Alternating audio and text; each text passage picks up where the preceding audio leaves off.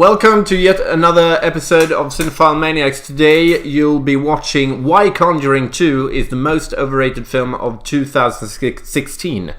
But before we go into that, we have a competition winner. Yes, this lucky laddie or lassie has won last week's competition, which was the Christina Lindberg competition. I believe the title of the film was Sängkamrater in Swedish, right? Yes, wide open. Yeah. So we'll send that to you.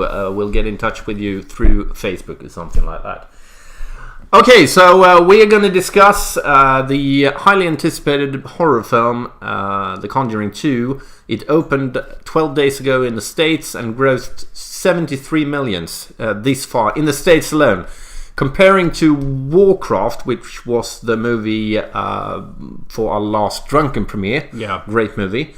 Fantastic. It grossed 39 million. So almost double that in half the time since it opened.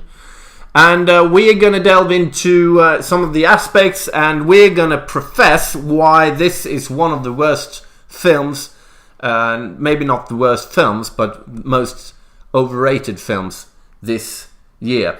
So heading into that, this is a horror film. It's supposed to scare you. We'll get into that later on, but just to get a platform of where we stand, what's the most disturbing film you've ever seen? The most disturbing film I ever saw was Martyrs, the French film. Saw it at Stockholm Film Festival like 6 years ago maybe. And I had trouble coping mentally for like 10 days after seeing it. It was very, very disturbing, very scary. I've only seen it once. I got it on DVD, but I haven't seen it ever since. Very good film though. I loved it, but it fucked me up. Okay.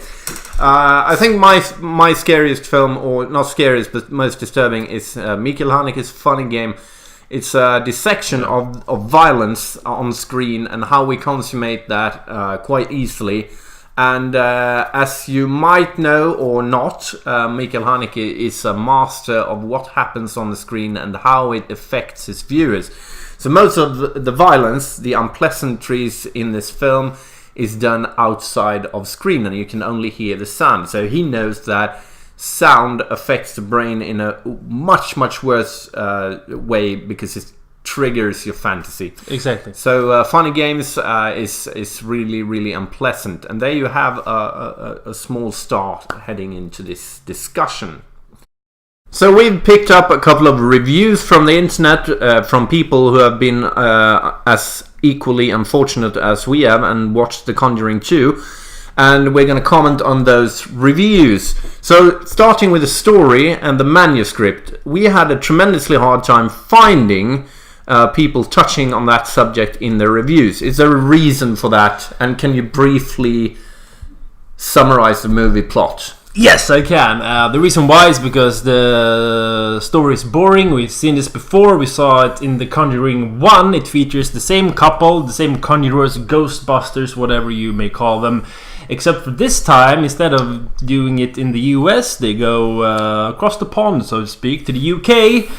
And they try to save a British family from some sort of supernatural horror. So it's the same film, but in a different setting. Same film in a different setting, except this time it's a single mom instead of nuclear family. Okay, so pretty much like the Police Academy, where they went to Russia and Miami. Yeah, it was exactly the same thing. And the last Rocky films, where you go to Russia as well. Did you notice we said the same words? So 3, 2, 1, blue. Oh, fuck. You're allowed to do that. Okay, can you summarize the plot? The plot? Yeah, the story. The story? Storyline. Yeah, just as I said, they go to the UK and try to bust some ghosts or demons or whatever it might be. And there is a family, single mother. She has like 4 kids or something like that, and there is 4 bastards. Geriatric demon, a senior citizen demon. The scariest it is. What's his name? Wilkins. Like Jerry Wilkins or something like that. Okay, so I watched a movie called A Taste of Honey. It's an old classic by Tony Richardson. And as the credits rolled by, there was one person in the staff who was entirely dedicated for consistency. Yeah, okay. And continuity. So what about that? Are there any plot holes in The Conjuring 2? Well, there are a lot of plot holes. The biggest one is that the film starts with this American couple, being in the US, and they're being haunted by this nun demon. Looks like something of the cover art of a metal band or something. Anyway, they're being haunted by her. At the same time, this family in the UK are being hunted by the same demon, possibly. So the American couple go there thinking that it's this senior citizen hunting them, but then they figure out, oh no, wait, it's the same demon that hunted us in America. But why would the demon go to the UK and haunt a British family at the same time that the demon is haunting the American couple? It makes no fucking sense. Might be visions, but I do agree with you. But there are a lot of Americanized things in this film. One of the things that I clearly remember is when they're supposed to go back to the States. The story has a twist where suddenly they don't believe in the family. Exactly. They've seen like furniture's moving. There is a senior citizen emerging from the water, biting the crap out of the arm of someone. A dog transforming into like a fucking 9-foot tall demon. Yes, and suddenly someone comes up and like, I have footage, proof that the youngest sister has been faking all along. So they're about to head back to the States, and suddenly they find something out with the tape recorders, and it goes back, and in the ride from the train station to the haunted house, they explain everything to the neighbor. Yeah. The fat neighbor who has had nothing to do with anything, and why does he need to know what's going on? I mean, he's just a driver. Yes, he I doesn't can tell you anything. why. The audience need to know. So James Wan puts little or no confidence in his Americanized, stupid, fucking unintelligent audience. Okay, creating a movie, the technical aspects are very, very important. We have the acting performances, the cinematography, the score, a lot of those things. So we picked up a review by Alice Bishop. Sorry, Alice Bishop. Yeah, I was trying to make it a little bit more scary. Alice Bishop, a Letterboxd reviewer, wrote, "The Conjuring 2 is perhaps James Wan's finest effort to date, with masterful camera work and staging." So the camera work is masterful and the staging as so. Likewise, what do you have to say about that? The camera work is anything but masterful. Of course, right. There are a few pannings in the beginning of the film, but I mean, come on, everyone can do that these days. And the staging. The staging is nothing out of the ordinary. I mean, it's set in a fucking house in a British suburb. I mean, come on, what's so fascinating about that? Maybe it's because it's dirty. Yeah, well, it's not. Yeah, house. but the staging is nothing out of the ordinary. It's the same thing you've seen thousands of times before. It's a British house in a British suburb. Everything takes place either in that house, in the backyard of that house, or in the front street of that house. There's nothing interesting about it at all. It's quite remarkable that apparent cineasts write these kind of things, because one of the challenges that James Wan faces making this movie in 2016 is that movies has been made for over 120 years now. Yeah. Most of the things has been done already, and in order to surprise the viewer or have a cinematography that is extraordinary, you really have to be extraordinary. And to give you an example of extraordinary camera work, in the hunting scene in Irreversible, Gaspar Noé manages with 90s technique, no, 2002, sorry about that, to go out and in the car while it's moving without any cuts. That's masterly camera work. That's extraordinary. So I sort of agree with you there. I don't think the camera work or the staging is anything that is negative, but it's really nothing out of the ordinary. It's just there. Yeah. It's just there. It's ordinary, that's what it is. It's mediocre. Okay, so disregarding that Vera Farmiga is as beautiful as the sunrise, she's truly a MILF. Is she a mother? Nick Da Silva, another Letterboxd reviewer, yes, we like Letterboxd, Da Silva, has written The Conjuring 2 manages to evoke a lot of skillfully crafted scares while getting strong work out of Vera Farmiga and Patrick Wilson, which has the other lead role. Comments on that?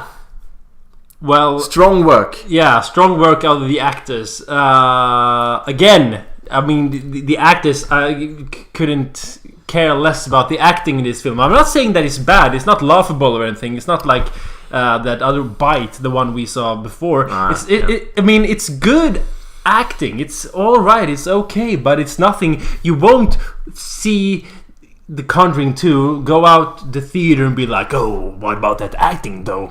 You like that acting? That's some good acting. I mean, it's nothing out of the ordinary. Yet again, it's just they're just doing horror movie acting stuff, screaming, looking distressed, looking concerned, like, you know. Yeah, I think if you only were to base your grade of The Conjuring 2 on the technical aspects, I would put 3 out of 5 on it. Yeah. Not bad, not good. Yeah, exactly. I mean, just ordinary. The worst middle way. You want to be loved or hate, but The Conjuring 2, we are indifferent to it's forgettable. That's what it is. Yes. It's forgettable. One of the most popular questions on the internets about Conjuring 2 is The Conjuring 2 scary or not? And scares is, of course, one of the biggest things in a horror film.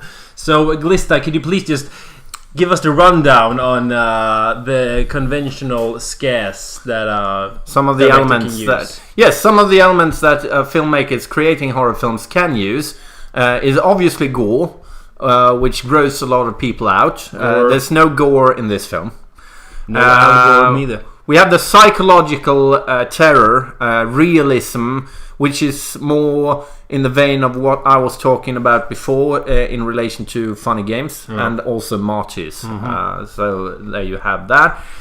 You have monsters and supernatural things, which is very common, where The Conjuring 2 falls into the category of haunting and demons and the supernatural. Yeah. And then you have the jump scares, which is more of a technique to scare your audience. And that is my speciality. Check this out.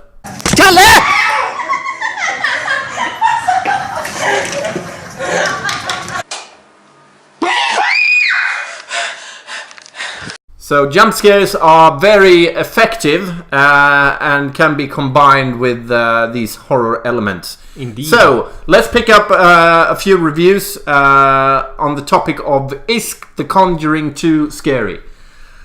Silent Dawn, which is one of the most prolific reviewers at Letterboxd. We do not have a sponsorship deal there yet. We don't.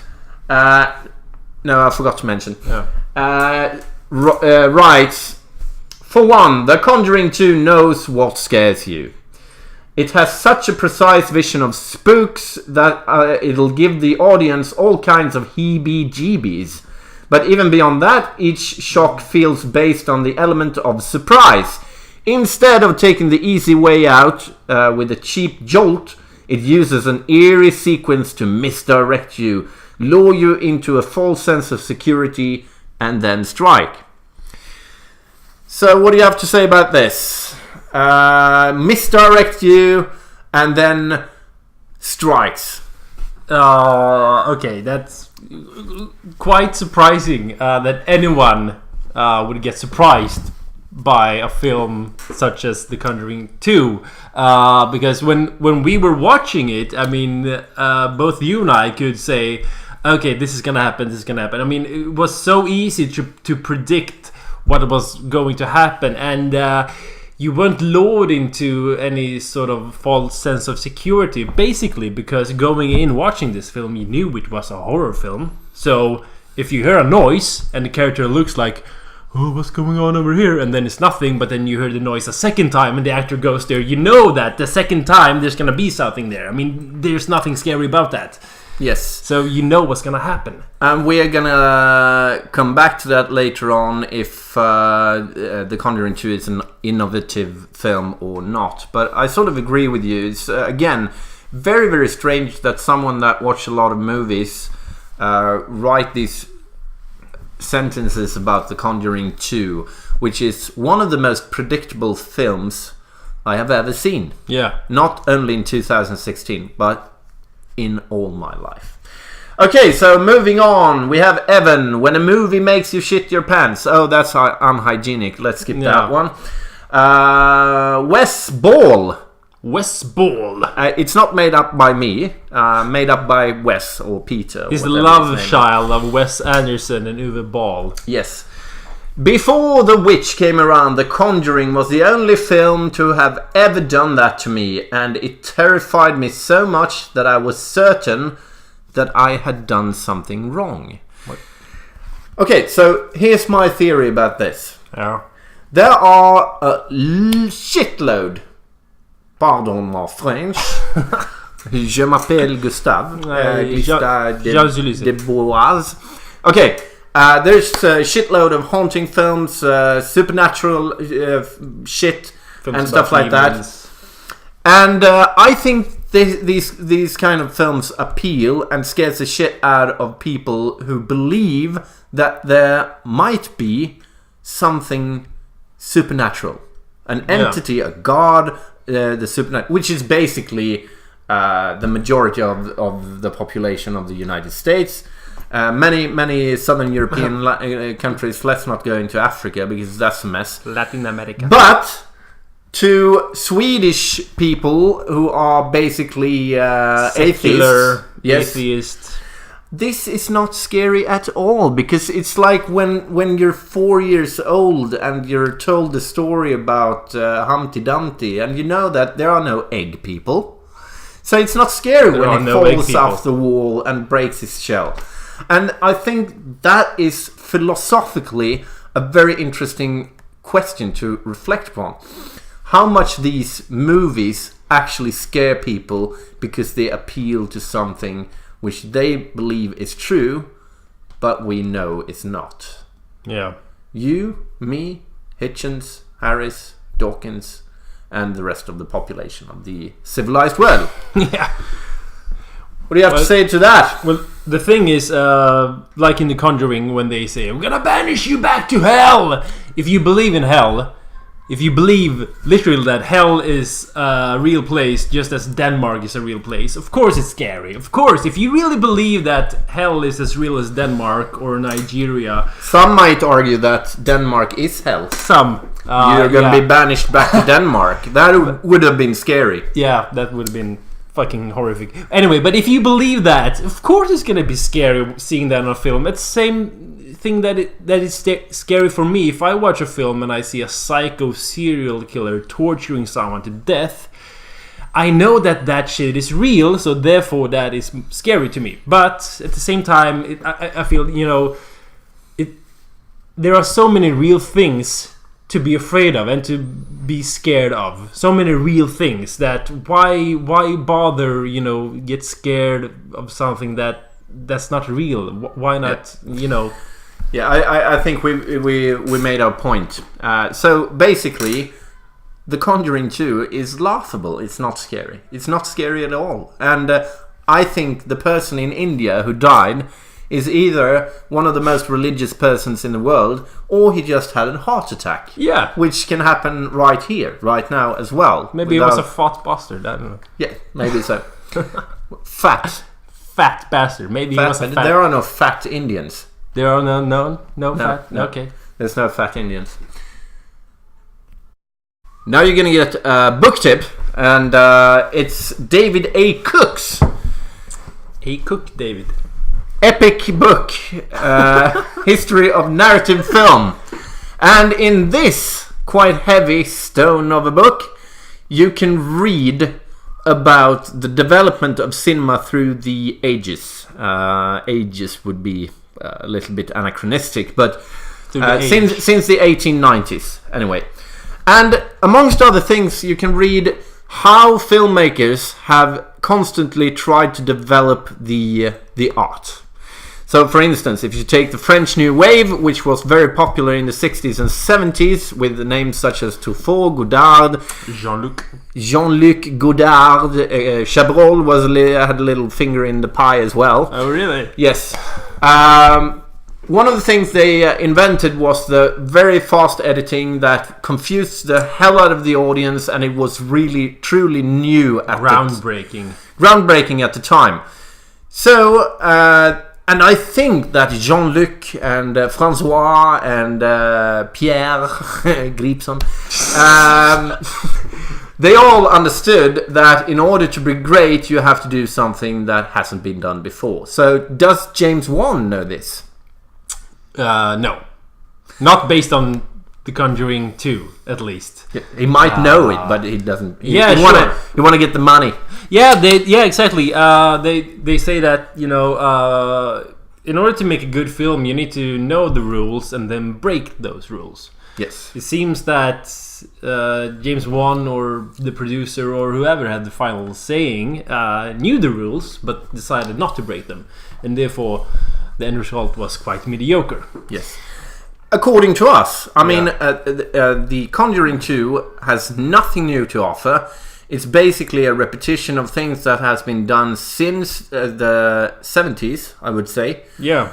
With the birth coming via Halloween films and then branching out in different subgenres. Exactly. But this is nothing new. It has nothing new to offer, and I can't see why anyone would like this. Exactly. I mean, how can you honestly, like these reviews, how can you honestly, after watching The Conjuring, how can you honestly say that you were surprised or astonished by what you saw, or that it was great filmmaking, that you've never seen anything like this before? How can you honestly say that? I mean, unless that you are 8 years old, or if you're a 30-year-old man or girl who has lived in a cave and never saw a film before. I mean, you've seen this film before. You've seen this film at least 20 times before. You've seen chairs moving. You've seen little kids getting possessed and acting strange. You've seen poltergeist, ghostbuster hunters going into a house and being like, "Oh, I sense some dark energy in here." You've seen all that stuff. Yes. And if you haven't seen it on film, you have seen it on crap reality television. Yeah. Ghost hunting. Nonsense. Nonsense is what it is. So, and the reason why we say it's one of the most overrated films is that it has a tremendous success. And I think you've touched that subject. There are two explanations for that. One is that you haven't seen any other films in your life. That is highly unlikely. The other one is force of habit. Yeah. I think that most cinema goers treat cinema, the medium of cinema, as a way of escaping reality. They don't want to think. They don't want to develop their personality. They don't want philosophical dilemmas to reflect upon. They just want 2 hours of sitting down, watching something that they've seen thousands of times before. And perhaps Vera Farmiga was the selling point for this film. Perhaps not. I don't know. And what is sad, it's not that James Wan decides to make this movie. It's that people actually watch it. Yeah. That there is a market for this piece of crap infuriates me. And if people think that it's good. It would be one thing if people went to see The Conjuring 2 and they thought it sucked, but giving it 8 out of 10 on IMDb, which is one of the biggest site for movies ever. I mean, people giving it 8 out of 10. Come on. Yeah, it's strange. So there you have it. Now you know what to expect, at least. You don't have to agree with us, but and if you are one of those people who watch this and think, "Oh my God, is there other films that are not like this?" And then you wonder, where do I find those? Well, we've mentioned Letterboxd a couple of times. I think that's a great site, much better than IMDb, because the users, there are a lot of airheads, but there are also users with great taste. They create their own list, so you can find a multitude of film. We also have a magazine which is called Goregasmic. This is aimed at the audience that enjoy a little bit more extreme cinema. You've seen the top 5 extreme horror films that we made a couple of shows ago. And the address to the homepage is over here. You can head over there and order your copy.